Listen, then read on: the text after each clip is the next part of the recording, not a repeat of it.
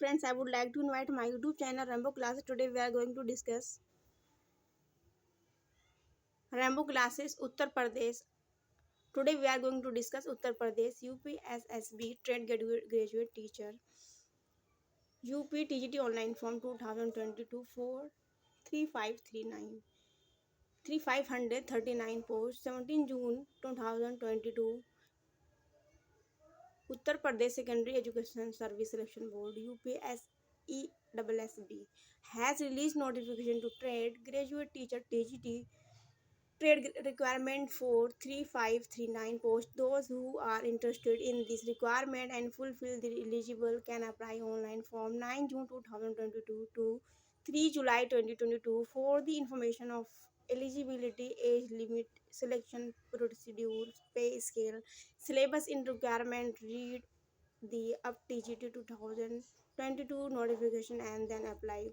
इसमें लिखा हो बच्चों की ये जो रिक्वायरमेंट है जो रिलीज़ हो चुका है नोटिफिकेशन, ये बच्चों जून की 11:30 बजे रिलीज़ हो चुका था। तो जब से ही प्रोसेस चल रहा है ये जो यूपी में टीजीटी और पीजीटी के फॉर्म बच्चों फिल होने के लिए, यानी कि यूपी में जो शासकीय जो विद्यालय होते हैं और एडेड जो स्कूल होते हैं उसके अंदर जो टीचर की वैकेंसी जो होती है बच्चों, जो 6 to 8 पढ़ाने के लिए होती है टीजीटी, और 10 से लेकर 12 तक जो पढ़ाते हैं उनको पीजीटी टीचर बोलते हैं। ठीक है, पोस्ट ग्रेजुएट टीचर जो टीजीटी होते हैं उनको बोलते हैं ट्रेड ग्रेजुएट टीचर। तो बच्चों ये वैकेंसीज निकली हुई हैं बच्चों, जो 17 जून से निकली हुई है 11:30 बजे से, और आज बच्चों 2 तारीख है और 3 तारीख है, इसमें 3 जुलाई 2022 इसका लास्ट डेट है। तो इसमें सभी लिखा हुआ पे स्केल क्या है, एलिजिबिलिटी क्या है, ठीक है, सिलेक्शन कैसे होगा, पे स्केल क्या है, सिलेबस, ये सब चीज़ें आप पढ़ के और अपनी एज और अपनी जो क्वालिफिकेशन है, ठीक है, आप उसको देख करके फॉर्म फिल कर सकते हैं। इन्होंने देखिए Uttar Pradesh selection board education service selection board जो है इसमें सब कुछ ये दिया हुआ है, क्या क्या चीज़ है, क्या क्या चीज़ नहीं है, जैसे कि इन्होंने बताया हुआ एप्लीकेशन कब से शुरू हो गई है।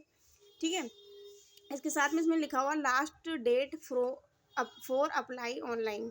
ठीक है, जो लास्ट डेट है बच्चों वो फॉर्म फिल करने की कब की है, ये देखिए इसमें सारा कुछ इन्फॉर्मेशन दी हुई है। और यहाँ पर जो इनकी फ़ीस जितनी है बच्चों वो दी गई। देखिए जनरल के लिए इन्होंने 750 दी हुई है, और EWS के लिए सारी आप इसको अच्छे से पढ़ करके बच्चों और अपना फॉर्म फिल कर सकते हैं आप जिस भी कैटेगरी में आते हैं। आगे देखिए इन्होंने दिखा हुआ है जो एज के बारे में इन्होंने बातें जो की हुई है उसके अंदर 21 एज होना चाहिए मिनिमम। ठीक है ना, और आगे देखिए जो मैक्सिमम एज इसका कोई क्राइटेरिया इसमें नहीं दे रखा है। आगे देखिए एज रिलैक्सेशन एक्स्ट्रा एज पर रूल्स, और जो एज पर रिलैक्सेशन जो मिलेगा जो रूल रेगुलेशन उसके मुताबिक आपको रिलैक्सेशन मिलेगा। आगे देखेंगे हम टीजीटी बालक वर्ग और टीजीटी बालिका वर्ग। अब देखेंगे अगर हम सब्जेक्ट के वाई की बात करेंगे बच्चों, तो आप इसमें क्या लिखा हुआ टीजीटी बालक वर्ग और टीजीटी बालिका वर्ग, इन दोनों को फॉर्म फिल करने के लिए हमारे पास क्या एलिजिबिलिटी होना चाहिए। तो हमारे पास क्या होना चाहिए बच्चों, इसमें देखिए क्या लिखा हुआ है, इसमें लिखा हुआ है बच्चों बैचलर, देखिए इसमें क्या लिखा हुआ है, bachelor degree with related subject and BEd exam passed. इसमें क्या होना चाहिए, जैसे कि आपको पोस्ट ग्रेजुएट की हुई है या आपने ग्रेजुएट की हुई है, ठीक है, तो आपको वो तो होना चाहिए। अगर आप टीजीटी के लिए अप्लाई कर रहे हैं तो आपके पास होना चाहिए आपके पास होना चाहिए ग्रेड, आपके पास ग्रेजुएशन होना चाहिए। ठीक है, और प्लस क्या होना चाहिए, आपके पास होना चाहिए बच्चों बीएड, क्या होना चाहिए, बीएड आपके पास होना चाहिए, आप अपेयरिंग में नहीं होना चाहिए। ठीक है, 4 subject wise eligibility, read the notification. अब हमें क्या करना है, जो नोटिफिकेशन है उसको पढ़ना है। अब अगर हम बात करें यहाँ पर सब्जेक्ट की, तो इंग्लिश के अंदर देखिए कितनी सीट दी हुई है, हिंदी के अंदर आपका जो भी इस रिलेटेड सब्जेक्ट हो आप उसके ऊपर टिक करके देख सकते हैं। आपको बालिका वर्ग में भरना है या बालिका वर्ग में भरना है। मैं आपको एक एग्जाम्पल के थ्रू समझाती हूँ। देखिए मैं अपने सब्जेक्ट की अगर बात करूँ, देखिए मैं अपने सब्जेक्ट पर चलती हूँ। एक सेकेंड, देखिए सोशल साइंस ये रहा। देखिए सोशल साइंस की अगर हम बच्चों बात करें तो सोशल साइंस के अंदर बच्चों हम सीटें देखेंगे, ये कितनी सीटें हैं। देखिए सोशल साइंस के अंदर बालक वर्ग के अंदर बात करें बच्चों तो इसमें बच्चों 337 सीट है। देखिए कितनी ज़्यादा है। अगर हम बालिका वर्ग की बात करें बच्चों तो यहाँ पर सिर्फ और सिर्फ 46 ही सीट है। अब ऐसा क्यों है, देखिए अब बालक वर्ग बालिका वर्ग में इतना डिफरेंस क्यों है, इसलिए है क्योंकि बच्चों जो बालक वर्ग है उसके अंदर सभी जो मेल फीमेल जितने भी टीचर हैं बच्चों वो क्या करते हैं, फील करते हैं। ठीक है बच्चों, बालक वर्ग के अंदर मेल फीमेल दोनों ही टीचर फिल करते हैं, जबकि बालिका वर्ग के अंदर बात करें तो वहाँ पर सिर्फ ही फीमेल टीचर्स ही अप्लाई कर सकती हैं।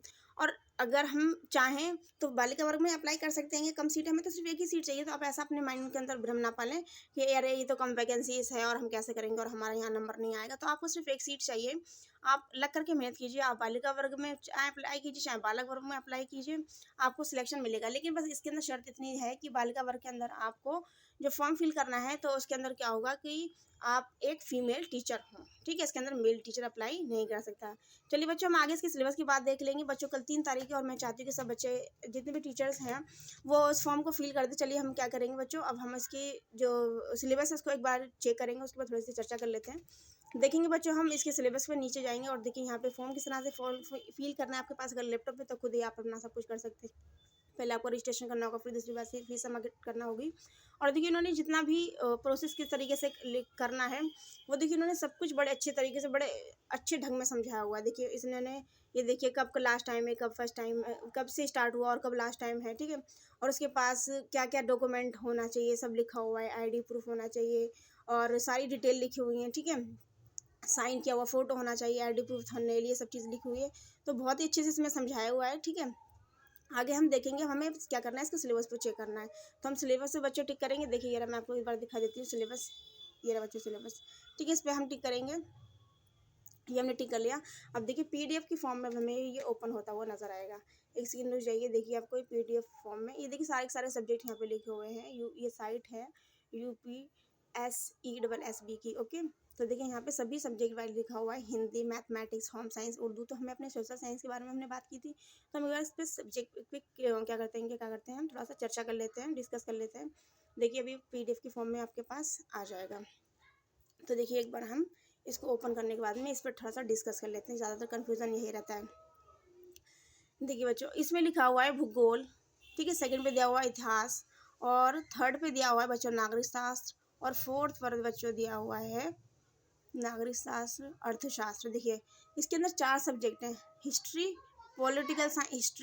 पॉलिटिकल साइंस, सोशलॉजी और इकोनॉमिक्स। ये 4 सब्जेक्ट, यदि आपके ग्रेजुएशन में हिस्ट्री, पॉलिटिकल साइंस, ज्योग्राफी और इकोनॉमिक्स, इन 4 सब्जेक्ट में से यदि कोई 2 सब्जेक्ट है, मान लीजिए आपके पास इकोनॉमिक्स प्लस ज्योग्राफी है, अगर आपके पास इकोनॉमिक्स और ज्योग्राफी है तो आप क्या कर सकते हैं, इन दोनों सब्जेक्ट में से आपका कॉम्बिनेशन, यदि आपने इन दोनों सब्जेक्ट को ग्रेजुएशन में पढ़ा हुआ है तो आपका combination as a teacher TGT के लिए वो क्या बोलते हैं कि सोशल स्टडी के लिए बनता है, ठीक है। सोशल स्टडी के अंदर ये 4 तरह के सब्जेक्ट आते हैं बच्चों, ठीक है। और यदि आपके पास क्या बोलते हैं हिस्ट्री और इतिहास, यानी कि हाँ हिस्ट्री और सिविक्स अगर आपके पास है, ग्रेजुएशन में आपने पढ़ा है, 10th में पढ़ा, 12th में पढ़ा है, तो आप सोशल साइंस के ही टीचर कहलाएंगे, है ना। तो आप क्या करेंगे, आपको इन चारों सब्जेक्ट में से आपके पास ग्रेजुएशन में आपके पास यदि 2 सब्जेक्ट का कॉम्बिनेशन बनता है तो आप सोशल साइंस के टीचर कहलाएंगे और फॉर्म फिल कर सकते हैं यदि आपने बीएड में और ग्रेजुएशन में इन 2 सब्जेक्ट, बीएड में तो सोशल साइंस होता ही होता है, इसके साथ ग्रेजुएशन में आपने इन 2 सब्जेक्ट को कंपलसरी लिया और 4 सब्जेक्ट में से आपके पास कोई 2 सब्जेक्ट हो, अगर 2 में से 3 है तो चलेगा, लेकिन आपके पास 2 सब्जेक्ट कंपलसरी होना चाहिए।